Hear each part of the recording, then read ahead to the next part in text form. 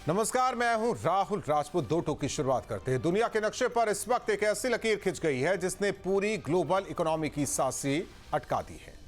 Iran, Israel और America, ये सिर्फ 3 देश नहीं बल्कि इस वक्त दुनिया के लिए महंगाई का त्रिकोण बन गए हैं। ईरान ने होर्मुज स्ट्रेट पर ताला लगा दिया है। ये वही समुद्री रास्ता है जहां से दुनिया का 20% कच्चा तेल गुजरता है। नतीजा, अंतर्राष्ट्रीय बाजार में कच्चे तेल की कीमतों ने $100 प्रति बैरल के खतरे के निशान को पार कर लिया है। लेकिन असली ट्विस्ट अभी बाकी है। तेल की आग बुझाने के लिए सुपर पावर अमेरिका को अपने सबसे बड़े दुश्मन रूस के आगे झुकना पड़ा है। ट्रंप प्रशासन ने रूस के तेल पर लगे प्रतिबंधों को 30 दिन के लिए हटा दिया है ताकि ग्लोबल सप्लाई जारी रहे। इधर अमेरिका ने कदम पीछे खींचे, उधर ईरान ने बड़ा तंज कस दिया है। ईरान ने कहा कि अमेरिका ने पहले तो भारत पर रूसी तेल न खरीदने का दबाव बनाया और अब दुनिया भर से रूसी तेल खरीदने के लिए गिड़गिड़ा रहा है। दो टूक में करेंगे चर्चा, लेकिन उससे पहले बड़े सवाल। होर्मुज पर ईरान का ताला, दुनिया झेलेगी महंगाई का निवाला। $100 के पार पहुंचा कच्चा तेल, ग्लोबल इकोनॉमी होगी फेल। अमेरिका की नजर में रूस खलनायक, अब तेल के लिए बना सहायक। दुनिया की जंग में तेल हुआ लाल, आम आदमी का बुरा होगा हाल। इन्हीं सवालों के साथ मेहमानों से करेंगे चर्चा। हमारे साथ मेहमान जुड़े हैं। सबसे पहले परिचय करा दें। Colonel retired Ashwini Kumar ji, defence expert. Major general retired Ranjan Mahajan ji, defence expert. आप दोनों मेहमानों का स्वागत है। कर्नल अश्विनी कुमार जी, दो चीजें हैं। देखिए, पूरी दुनिया की इकोनॉमी थोड़ी अभी बहुत तेजी के साथ नहीं, लेकिन हाँ, हिलने लगी है। दूसरी ओर अब जिस तरह से ड्रोन हमले हो रहे थे, मिसाइल हमले, शब्दों के हमले हो रहे हैं। अमेरिका ने 30 दिन की छूट दे दी। ईरान का कहना है कि अब दुनिया के सामने गिड़गिड़ा रहा है कि जाइए आप लीजिए, रूस से तेल लीजिए। सवाल यह है कि ये जो अभी जो सिनेरियो है दुनिया का, वो क्या कुछ कहता है, क्या संदेश देता है भविष्य के लिए? देखिए राहुल जी, ये जो पहले हर वार के अंदर होता है कि दो देश साइकोलॉजिकल वार, वर्ड वार को करते हैं ताकि लोगों को ये पता लगे कि वो स्ट्रांग है। लेकिन जो ग्राउंड के ऊपर जो सिचुएशन है, उस सिचुएशन के अंदर ये पता तो साफ हो गया कि इजराइल और अमेरिका के पास एयर सुपेरियरिटी है और ईरान के पास ग्राउंड रिसोर्सेज हैं। उनके पास फिजिकल ऑक्यूपेशन है। उनके सबसे बड़ी जो चीज उनके पास अभी इस समय है कि वो ड्रोन फेंकते हैं जिसकी कीमत 2 लाख रुपया है, और उसको मारने के लिए जो अमेरिका यूज करता है उसकी कीमत 40-50 लाख डॉलर है। उसके अलावा उनका स्ट्रेट ऑफ हॉर्मुज के ऊपर पूरा कंट्रोल है और वहां पे उनके ये जो माइंस हैं उन्होंने लगा रखी हैं। They have got advantage in that area, जिससे पूरे ग्लोबल लेवल के ऊपर जो है तेल के जो प्राइसेस आ गए हैं, कीमत बढ़ गई है। और अमेरिका के पास कोई और चारा ना होने से जो रूस के खिलाफ उसने प्रतिबंध लगाया था, उसी प्रतिबंध को उसने रिलैक्स कर दिया 30 दिन के लिए ताकि तेल सप्लाई हो सके। लेकिन ईरान बहुत स्ट्रांग चल रहा है। वो इस वार को चाहता है कि ये जो वार है ये रीजनल वार में चलती रहे। जितनी ये लंबी वार चलेगी उतना ही ईरान के लिए उसको एडवांटेज है। उसके बाद उसने स्टेट ऑफ हॉर्मुज के अंदर 3 तरह का जो सिस्टम जो उसने अभी ऑलरेडी कर दिया है। पहली बात, उसने उस इलाके के अंदर माइंस का जो जाल है वो पूरा बिछा दिया हुआ है।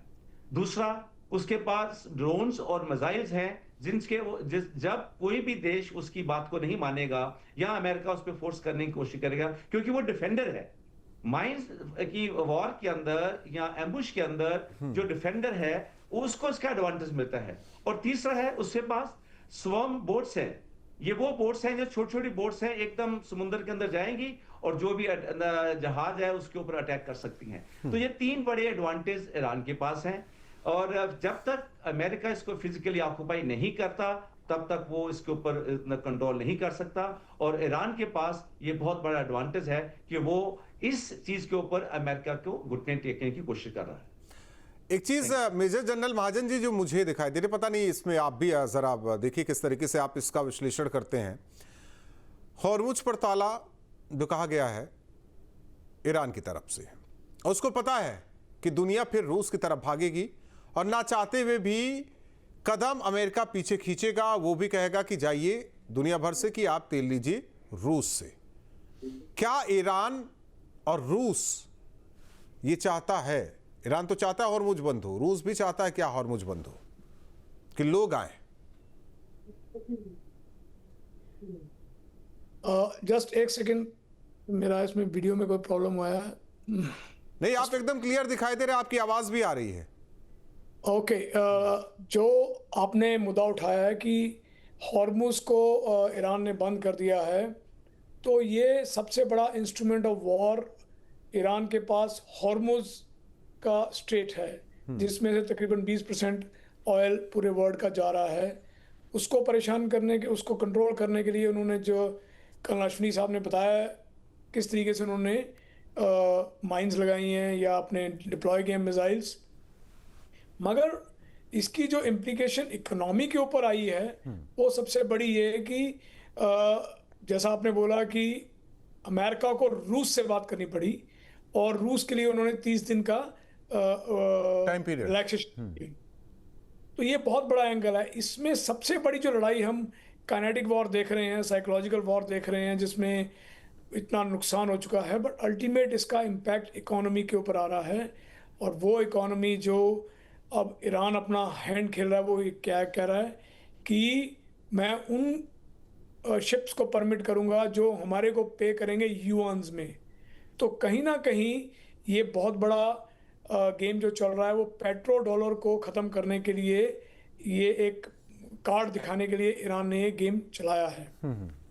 तो पेट्रो डॉलर के लिए थ्रेट पैदा की है उसने इस तरीके से कि युआन की करेंसी को, अभी अमेरिका के सामने ऑप्शन है, वो चाइना से बात नहीं करेगा, तो रशिया के साथ उनके रिलेशन फिर भी कुछ ज़्यादा ठीक हैं एज़ कम्पेयर टू चाइना। तो उन्होंने ये स्टडी करके कि उनको चाहिए एनर्जी सिक्योरिटी, तो कम से कम रशिया को उन्होंने अपनी तरफ लिया है। तो मैं इसको इस तरीके से देखता हूँ कि कैसे ये इकोनॉमिक वॉर अभी लीड करेगी। जो ईरान और अमेरिका के बीच में लड़ाई खड़ी हुई है, वो अल्टीमेटली इम्पैक्ट इकोनॉमी के ऊपर है। एक तरीके से कहे कि मतलब घबरा के तो फिर रूस के पास ही रुक करेंगे। ये कहीं ना कहीं से कहा जाए कि आपस में बातचीत हो गई ईरान और रूस की कि हम हॉर्मुज बंद कर रहे हैं और आपकी तरफ तो लोगों को रुक करना पड़ेगा, चाहे अमेरिका कराए या चाहे लोग खुद हों।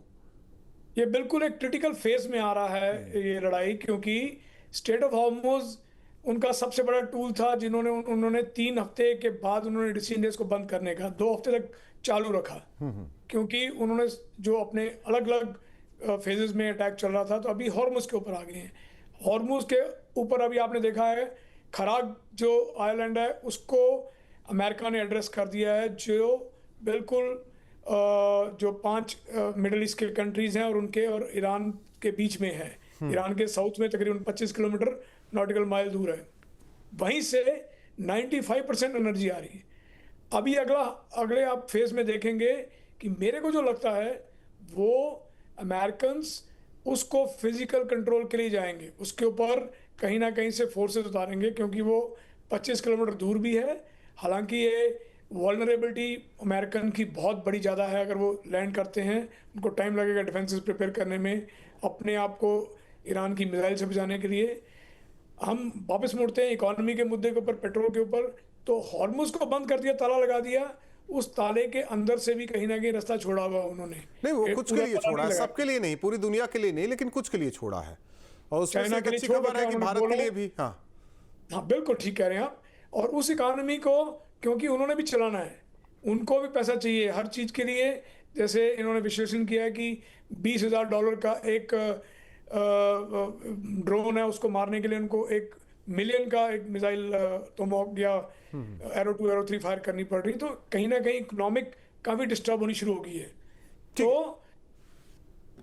ठीक है, कर्नल अश्विनी कुमार जी, जो बड़ी बात कह दी ईरान ने कि गिड़गिड़ा रहा है पूरे देश से अमेरिका कि जाओ भैया तेल खरीदो रूस से। एक सवाल आपसे इस बात को लेकर भी है, क्योंकि देखिए रूस भी झेल रहा है पड़ोस में यूक्रेन के साथ, और यहाँ अमेरिका गया है फंस। जहां तक मुझे लग रहा है, आपको भी लग रहा होगा, अमेरिका गया है फंस, ना वो आगे बढ़ पा रहा है ना वो पीछे जा पा रहा है। और जो बातें कही हैं मेजर जनरल साहब ने कि जो पेट्रो डॉलर है। हमें लग रहा है कि अगर अमेरिका एक कदम भी पीछे गया तो बहुत इसके लिए चुनौती भरा हो जाएगा आगे का भविष्य अमेरिका के लिए भी। सवाल इस बात को लेकर है कि ये जानबूझकर जो बातें कही जा रही है कि कुछ देशों के लिए उसने ये रास्ता खोला हुआ है, सबके लिए नहीं है। रूस की तरफ रुख करना, अमेरिका का बोलना, हमें लगता है यही ईरान भी चाहता था कि बोल दिया जाए उधर जाए, क्योंकि कहीं ना कहीं बैकहैंड से सपोर्ट तो मिल ही रहा है ईरान को। जो बातें मेजर जनरल साहब ने कही कि हो सकता है ट्रूप्स उतारे, लेकिन हमें नहीं लग रहा है कि कुछ बेहतर कर पाएगा अमेरिका तेल कंपनियों, रिफाइनरियों पर कब्जा करके। पहले तो वो उतरे तो तब उसके आगे की बात हो। जी इस समय जो सिचुएशन है अमेरिका के लिए बहुत ही नाजुक सिचुएशन है, क्योंकि ये स्टेप जो ले चुका है वो पब्लिक के सामने नीचा नहीं होना चाहिए। बिकॉज अगर पूरे मिडिल ईस्ट में और एशिया के अंदर अगर तेल की कमी हो जाती है तो सारा ब्लेम अमेरिका को जाएगा, वो उसके खिलाफ जा सकते हैं। तो उसने इस चीज को फॉर द शॉर्ट वाइल उस चाइना से अप्रोच नहीं किया, चाइना से अप्रोच करेगा भी नहीं, और चाइना इस चीज को एक्सेप्ट नहीं करेगा। बिकॉज चाइना की जो स्ट्रेटजी आ रही है वो पेट्रो डॉलर से पेट्रो युआन में इस चीज को बदलना चाहता है, ताकि आने वाले समय के अंदर ये रशिया, ईरान और चाइना, ये तीनों की एक स्ट्रेटजी है कि let it go to Russia first, और रशिया के बाद जा रहा है। यहां तक कि ये भी हो रहा था कि अगर देखिए हम वहां से हटते तो ब्रिक्स करेंसी की भी बात बीच में उठी थी। जी, तो ये जो डॉलर करेंसी, अगर आप हिस्ट्री में वापस जाएंगे 1974 के अंदर जब उस समय रिस्ट्रिक्शन लगी थी तो सऊदी अरेबिया के अंदर अमेरिका ने एक डील की थी, जिस डील के अंदर उन्होंने बताया गया था कि आप जो तेल है हम आपको डिफेंड करेंगे, आप तेल बेचेंगे, तेल आप डॉलर से बेचेंगे, डॉलर लोग आपके पास जमा कराएं देंगे, वो डॉलर अमेरिकन बैंक के अंदर जमा होगा। तो दैट इज वाई सारा ये जो खेल है, अभी चाइना इस चीज को विन ओवर करना चाहता है। अगर चाइना ने सुपर पावर बनना है, रशिया ऑलरेडी वीक है बिकॉज ऑफ यूक्रेन वार, वो चाहता है कि यूक्रेन वार के अंदर वो खुद तो बंद नहीं करेगा, लेकिन अमेरिका के थ्रू प्रेशर डालकर तो वो वार बंद करके, और वो रशिया जो है वो चाहता है कि उस चीज से बाहर है, क्योंकि उनको भी बहुत इकोनॉमी का इफेक्ट हो चुका है। और जो तेल के उसके ऊपर रिस्ट्रिक्शन लगे थे अमेरिका के खोलने से, वो थोड़ा सॉफ्ट होगा, लेकिन they are indirectly supporting the Iran and China. They all three are together and they want to change from petrodollar to the yuan dollar. आप आने वाले समय में देखना ये चीज जो है, अमेरिका अगर इस वार को प्रलॉन्ग करता है, जो ईरान चाह रहा है, ईरान जो है वो चाहता है कि ये जो वार है आगे चले, और अगर ज्यादा देर तक वार चलती है तो ये अमेरिका के लिए this is going to be Waterloo. तो अमेरिका के लिए है भी है, लेकिन मेजर जनरल साहब पूरी दुनिया के लिए क्या देखते हैं? क्योंकि $100 प्रति बैरल स्थिति क्या होगी इकोनॉमी की, पूरी दुनिया की, हम भारत की भी बात कर रहे हैं उसमें। देखिए, इकोनॉमी, एनर्जी सिक्योरिटी की कितनी ताकत है ये इस वॉर ने दिखा दिया है। और $100 की आप बात कर रहे हैं, ये डॉलर जाने वाला है 150, 160, 180 डॉलर तक भी जा सकता है इसका एक बैरल का रेट, क्योंकि अल्टीमेटली वो पैसा कहां से रिकवर करेंगे, उनकी मोनोपोली है। भाई मैंने नहीं बेचूंगा, आप लेना है तो इतना महंगा लीजिए। नहीं, यूरोप देशों को तो कुछ बोल भी दिया था ना रूस ने अभी, वो आज भी ईरान ने बोला कि अब देखते हैं क्या करते हैं वो सब, या रशिया ने यूरोप को बोला है कि आपके पास अभी जो टाइम हमने दिया हुआ है, हालांकि 2027 तक का उनका एक पैक्ट है कहीं ना कहीं कि हम नहीं करेंगे, वो बोल रहा हम तोड़ सकते हैं इस पैक्ट को। तो वो थ्रेट रशिया से यूरोप में भी आ गई है। इकोनॉमी की अगर बात करें पूरी वर्ल्ड की, तो सबसे पहले हम घर से शुरू करते हैं, हमारे ऊपर क्या फर्क पड़ेगा। तो इंडिया के ऊपर बहुत ज़्यादा इम्पैक्ट पड़ेगा अगर तेल ईरान के उस साइड से 40 to 45%, 50% तेल अगर वहाँ से आ रहा है। रशिया, अल्टीमेटली रशिया के भी रेट बढ़ जाएंगे, वो भी अपनी इस इकोनॉमी को ऊपर कर लेंगे, क्योंकि अगर इधर महंगा बिक रहा है तो उससे थोड़ा सस्ता, तो अल्टीमेटली इंडिया की इकोनॉमी इम्पैक्ट में आ जाएगी। इसी तरीके से ये जो छोटी छोटी कंट्री है, पाकिस्तान, इनका तो बहुत बुरा हाल होने वाला है। सर हमें अपनी चिंता करनी है, छोड़ देते हैं उनको। हमारे ऊपर बहुत इम्पैक्ट पड़ने वाला है, हमारी महंगाई बढ़ेगी।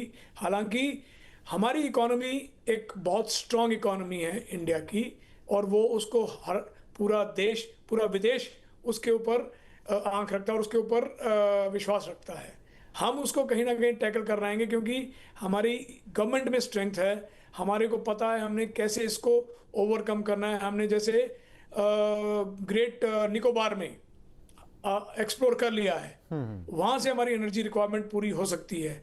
हम सोलर की तरफ चले गए हैं, हम उसकी दूसरी एनर्जीज की तरफ चले गए हैं, विंड एनर्जी। हालांकि बट जो ऑयल एनर्जी से जो हमारा इम्पैक्ट है इंडिया के ऊपर काफ़ी इम्पैक्ट पड़ेगा एक आम आदमी के पास, जब क्योंकि तेल बढ़ेगा, तेल महंगा है तो ट्रांसपोर्टेशन महंगी है। अगर वही ट्रांसपोर्टेशन कलकत्ता से कुछ सामान लेके या कश्मीर से एप्पल जाने हैं कलकत्ता तक, तो वो एप्पल वो बहुत महंगे हो जाएंगे क्योंकि तेल महंगा है, ट्रक का रेट, हर चीज़ के ऊपर इम्पैक्ट पड़ेगा। जो भी इंफ्रास्ट्रक्चर बनाने के लिए या मूव करना है आइटम्स फ्रॉम रोड या फ्यूल के साथ, तो उसमें महंगाई में इम्पैक्ट पड़ना है। तो हमारी कंट्री के ऊपर पड़ेगा, पूरे देश में पड़ेगा, पूरे वर्ल्ड के ऊपर इसका इम्पैक्ट होने वाला है। दैट इज़ वाई ईरान इस कार्ड को खेल रहा है, क्योंकि उसको पता है कहीं ना कहीं, जैसे अभी कल अश्विनी साहब ने बताया कि इनका पैक्ट था कि जब 1974 में, जब पहले था कि आप डॉलर चलाओ, हम आपको गोल्ड देंगे उसके बदले में, जब भी गोल्ड लेगा हम उतने हम गारंटी देते हैं कि ना गोल्ड देंगे। फिर 1974 में ये पेट्रो डॉलर में कन्वर्ट हो गया कि हम डॉलर देंगे तो हम आपको एनर्जी देंगे, और उसमें इन्होंने क्या बोला था, मिडिल ईस्ट कंट्रीज को हम आपकी रक्षा करेंगे। आज वो रक्षा नहीं कर पा रहे, वो अपनी उसमें फेल, कहीं ना कहीं ईरान उनको फेल दिखा रहा है। वो पैक्ट ही फेल है एक तरीके से कहा जाए। हाँ, इकोनॉमी के साथ साथ हमें मोटा एंगल देखो, इनके stated military objective, strategic objective change होते जा रहे हैं। ये पहले बोल रहे थे कि हमने इनकी रजीम चेंज करनी है, फिर कहते हैं हमने इनकी मिसाइल शक्ति खत्म करनी है। अब वो इकोनॉमी पे आ गया, अंदर की बात पेट्रो डॉलर को सेव करना है। तो कैसे करना है, ये अमेरिका खेल खेल रहा है। कर्नल अश्विनी कुमार जी कहते हैं कि भाई भारत और रूस के बीच बहुत बेहतर संबंध है, और इस वॉर शुरू हुआ तो रूस ने भी बोला कि हम हैं, तैयार हैं, हम बैठे हुए हैं, आपको जो लेना है ले जाइए आप। लेकिन सवाल यह है कि क्या वो भी आपदा में अवसर ढूंढ लेगा, रूस भी, जो बाकी देशों के साथ वो ये ईंधन को लेकर सौदेबाजी करेगा, क्या भारत के साथ भी करेगा? देखिए राहुल जी, अभी जो लेटेस्ट सिचुएशन के अंदर हमारे रूस के साथ बहुत पुराने रिलेशन थे। बचपन से हम देखते थे, लेनिन और इनके सब की हम बुक्स पढ़ते थे, हमारे रशिया कल्चर हमारे अंदर आता था। लेकिन ये लेटेस्ट ये जो सिचुएशन के अंदर हमने थोड़ा सा किनारा किया रशिया से, और अमेरिका की तरफ हमने थोड़ा सा झुकाव अपना रखा है, ये सोचते हैं कि वो सुपर पावर है। तो ये इसमें कोई शक नहीं है कि जब ये डील हमारी रशिया के साथ द्वारा होगी, तो रशिया भी इस चीज को अपने बैक ऑफ द माइंड लेके चलेगा। जब डील की बात आएगी तो हो सकता है रसिया, देखिए रूस भी जिस पीड़ा से गुजर रहा है उस पीड़ा से भारत भी है अमेरिका की वजह से। क्या सैंक्शंस नहीं लगा है? वहां भी लगे हैं, प्रतिबंध तो वहां भी लगाया उसने, कई चीजें ये है वो। अब वो भारत के साथ भी, उसे भी पता होना चाहिए कि भाई वो किन शर्तों पर अमेरिका की बातें मान रहा है, भारत भी किन शर्तों पर अमेरिका की बात मान रहा है। इस स्टेज में रशिया ने क्यों एक्सेप्ट किया? रशिया के पास ऑयल है, रशिया ऑयल बेचना चाहता था, उसके ऊपर रिस्ट्रिक्शन लगे हुए थे, उसके ऊपर वार का खर्चा है, उसे पैसा चाहिए, तो उसने इस चीज को एक्सेप्ट कर लिया कि ठीक है, मैं जिन देशों को ये ऑयल सप्लाई कर सकता हूं मैं दूंगा, और and you want to earn the money. But ऐसा नहीं है कि अगर उसने अमेरिका की बात मानी है किसी चीज के ऊपर, बिना किसी शर्त के मानी होगी। कहीं ना कहीं back of the mind Russia ने भी अपनी कोई पॉइंट रखा होगा, और आने वाले समय में आप देखना ये इक्वेशन चेंज होगी। रशिया अमेरिका इकट्ठे नहीं होंगे आने वाले टाइम में। रशिया, अमेरिका और ये जो चाइना है, ये रशिया और चाइना का एक अलग जो ग्रुप है वो चलता रहेगा। उसमें क्या इंडिया उसके अंदर साथ मिलता है नहीं मिलता, ये क्वेश्चन मार्क है। अभी इसके बारे में हम नहीं कह सकते, लेकिन सर्टेनली ईरान जो है नहीं, इसलिए क्योंकि अभी हाल के दिनों में अगर देखें हम कूटनीतिक तरीके से, तो चाइना के साथ कुछ हम लोगों ने एक बार फिर से ट्रेड शुरू करने के लिए ये ऐलान किया गया है, तो वो कहीं ना कहीं अंदर खाने बन रहा है। हम लोग तो चर्चा कर ही सकते हैं, वो तो भविष्य में ही तय होगा जी। तो ये एक चल रहा है, और अभी इसमें जो ईरान है, जो ईरान की गेम यही है कि इसको वार को प्रलॉन्ग करे। वार को प्रलॉन्ग करेगा, इकोनॉमी फैक्टर के ऊपर इफेक्ट होगा, एनर्जी के ऊपर इफेक्ट होगा, डॉलर्स के ऊपर इफेक्ट होगा। जो मिडिल ईस्ट कंट्री है जिनको अमेरिका पे एक फेथ था कि वो उसकी रक्षा करेंगे, अब वो रक्षा नहीं कर पा रहे। अगर आप देखिए दुबई के अंदर कारोबार बंद हो गया, उन्होंने 1 महीने के लिए सारे ऑफिस बंद कर दिए हैं। सऊदी अरेबिया के अंदर बंद हो गया, और ईरान जो है सभी उन जगह पे पहुंच रहा है जहां अमेरिकन है। उससे सभी कंट्रीज को बोला है अगर वो अमेरिकन को अपने इलाके के अंदर जगह देंगे, वहां से ऑपरेट करने देंगे, तो उनके ऊपर अटैक करेगा। ये एक फियर भी उसने मिडिल ईस्ट कंट्रीज के अंदर डाल दिया है, जिससे कि उन कंट्रीज का अमेरिका के ऊपर फेथ का एक लेवल कहीं ना कहीं कम पड़ गया है। और अमेरिका भी इस चीज को समझता है। अमेरिका पूरी कोशिश कर रहा है कि वो उसको ब्रिटिशर को साथ लेके, ब्रिटेन को लेके साथ लेके वो कहीं ना कहीं प्रेशर करने की कोशिश कर रहा है। और वो साथ में साइकोलॉजिकल वार जो चल रही है कि हमने तबाह कर दिया। ईरान में ऐसी कोई चीज है ही नहीं है। ईरान पिछले 20 साल से हर अल्टरनेटिव पोजीशन, जनरल साहब विल एग्री विद मी, कि जब भी वार के अंदर कोई आप जगह बनाते हैं तो we have a alternative positions. वो ये सब चीजें पहले कर चुका है। उनके जितने भी लॉन्चर्स हैं, आई हैव सीन, मैं I visited that area, Israel and all that. वो छोटा, जितना इफेक्ट ज्यादा इजराइल को पड़ रहा है, डैमेज हो रहा है मिसाइल फटने से, 94% तो उन्होंने उनके अटैक रोक दिए मिसाइल के। तो जो 6% जो मिसाइल उनकी वहां इजराइल के ऊपर गिरी है, उससे जो डैमेज हो रहा है, हिजबुल्लाह उनके ऊपर कर रहा है, मलेशिया उनके ऊपर कंट्रीज को, सपोर्टिंग कंट्री को, अमेरिका को डिस्टर्ब कर रहा है। अमेरिका के पास ग्राउंड फोर्सेस को लॉन्च करने का अभी भी नहीं है, क्योंकि वो कैजुअलिटी एक्सेप्ट नहीं कर सकते। ग्राउंड फोर्सेस के अंदर कैजुअलिटी ज्यादा होंगी, वो एक्सेप्ट कर नहीं सकते। एयर वार के अंदर वो लड़ाई करने की कोशिश करेंगे। ईरान की जो जमीन है वो डेजर्ट इलाका है, माउंटेन इलाका है, जहां 3-3, 4-4 किलोमीटर की ऊंची पहाड़ियां हैं। उनके नीचे उनके बेसिस बने हुए हैं, टनल्स बने हैं जहां से वो सारा ऑपरेट करते हैं। तो ये एक डिफिकल्ट टास्क है अमेरिका के लिए और इजराइल के लिए, ईरान को घुटने टेकवाना। और जो ईरान है उसको सपोर्ट है, उसको पूरी इंटेलिजेंस मिल रही है। उसके अपने जो इंटेलिजेंस सैटेलाइट इक्विपमेंट काम नहीं कर रहे, लेकिन चाइना और रशिया से कहीं ना कहीं इस चीज की सपोर्ट मिल रही है, जिससे वो इसको देख रहा है। मेजर जनरल जी, देखिए जो स्थिति बनी हुई है, इकॉनमी की बात आप कर रहे हैं, बड़े देश तो सरवाइव कर जाएंगे, भारत भी सरवाइव कर जाएगा, छोटों देशों का उनका भी सोचना होगा ना। अगर एक तो ट्रम्प को तो चाहिए नोबल ना, तो मिलेगा कैसे? छोटे देश में हाहाकार मचेगा तो सब यही कहेंगे कि देखिए जो हुआ है अमेरिका की वजह से हुआ है। उनको युद्ध भी चाहिए, उन्हें नोबल भी चाहिए। देखो, जो घुन के साथ वो क्या पिसता है, जो भी वो कहते हैं, गेहूं के साथ घुन पिसना। हाँ, हाँ, तो वो बहुत से छोटे छोटे कंट्रीज हैं जिनके इकोनॉमी के ऊपर इफेक्ट पड़ेगा और वो इतनी महंगाई बढ़ जाएगी। देखते हैं अभी क्या गेम चलेगा, क्योंकि इसमें कुछ स्ट्रेटेजिक चेंजेस भी आ रहे हैं धीरे धीरे, कि कैसे इस बात को, इसका एंड स्टेट क्या है। कोई भी लड़ाई शुरू करती है, कोई भी कंट्री या कोई भी आपस में दो एनिमीज या एडवर्सरीज, तो उसको एंड स्टेट को मद्देनजर रखते करते हैं एंड स्टेट। वो एंड स्टेट चेंज होती जा रही है इस लड़ाई में। तो हमेशा मिसकैलकुलेशन हुई है अमेरिका और इजराइल की तरफ से ईरान के बारे में। ईरान ने अपने आप को अलग तरीके से दिखा दिया है। इकोनॉमी की हम बात कर लें कि छोटी छोटी कंट्रीज बहुत इम्पैक्ट करेंगी। अब मैं बात करना चाहूँगा कि किस तरीके से ये लड़ाई कहाँ रुकेगी जाके, या रुक सकती है कि नहीं, और कौन सी एंड स्टेट किसको सूट करती है। वो बड़ी डीप एनालिसिस चाहिए।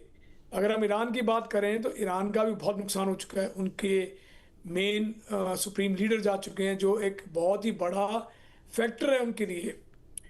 अमेरिका ने सोचा था कि उसको हम अगर एलिमिनेट कर देंगे तो पूरा रेबलियन हो जाएगा, इंटरनल सिविल वार हो जाएगा, ताकि इस रजीम को निकालो। ऐसा कुछ हुआ ही नहीं।